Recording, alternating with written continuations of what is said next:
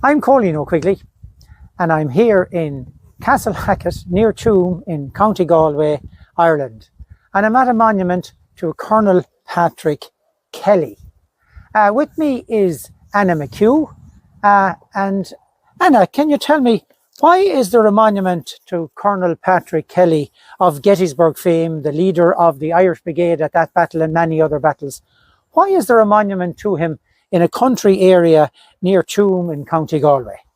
Well, because he came from a highly respected family, and he was born in the townland of Calther, which is just down the avenue there, and that's behind the camera. That's behind, yeah. And nearer to us, there are the ruins of an old school, and that's where he went to school. So it's near his local primary or elementary school, yeah, and the house where he lived. Yeah. Good. Yeah. And the ruins of the house still stand as a shed, you know. We might take a visit down there later and do something there. Yeah. And but why did who's responsible for this monument? Well, I am actually. It's just that I enjoy local history, and I came across Patrick Kelly's name a few times, and I said I've got to follow him up, and I did, and I was very impressed. And he came from a lovely family, and I went to New York. I did lots of research on him in New York and in Washington, and and then I decided, when the anniversary came along, I said, my God, this man has to be remembered on his own. Very good. In his own area. So that's how that came about. So when you say anniversary, Anna, what anniversary you're referring to? It was the 150th anniversary of the start of the American Civil War. Am I right? Yeah.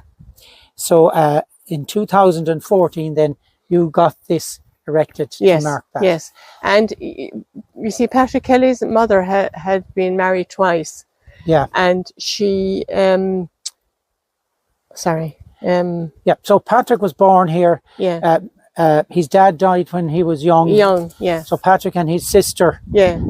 He inherited the 40-acre farm that they had rented from Kerwins and Castlehacket House.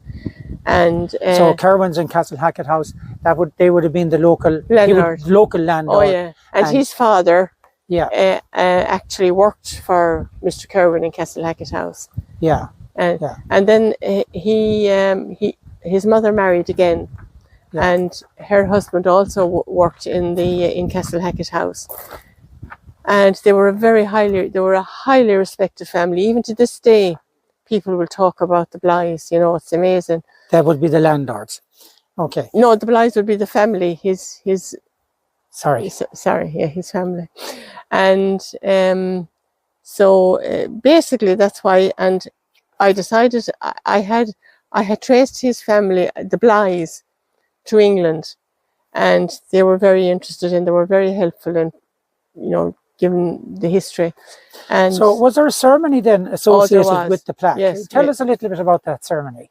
Well, we had Seamus was at it because his grandfather fought in the American Civil War. We had an army representative here.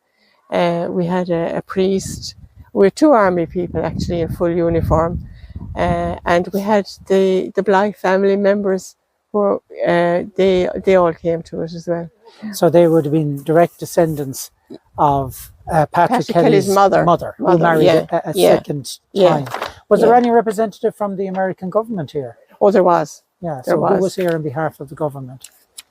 Somebody from the embassy in Dublin. Oh no, we had the they're called, what are they called? The American Legion. There were a whole group of them here in their uniforms, and it was one of them who gave the salute, down that avenue there. It's a brilliant photograph. Yeah. Brilliant photograph. Yeah. And he's given the salute, and handing over the American flag to one of the Blythes. Okay.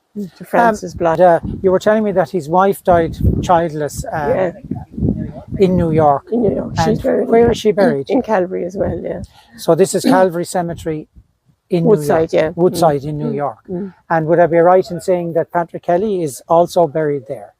Oh, he's buried in the same grave as his grave wife, yeah. As yeah. his wife. And there are 2 Burke people mentioned on the headstone as well. But I presume they were his brother-in-law.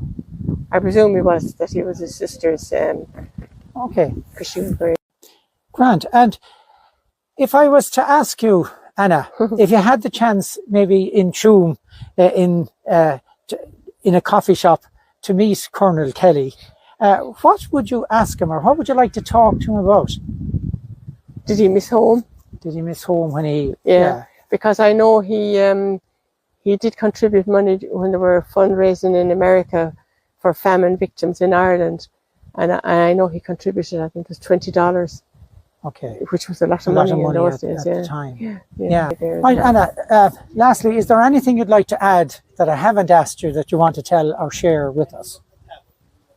Not particularly. I'm just delighted that so many people came to this launch, and that he was highly respected, judging by what his colleagues in the army had said about him. And I would have loved to have known him. I'd say he was a gentleman. Thanks, Anna.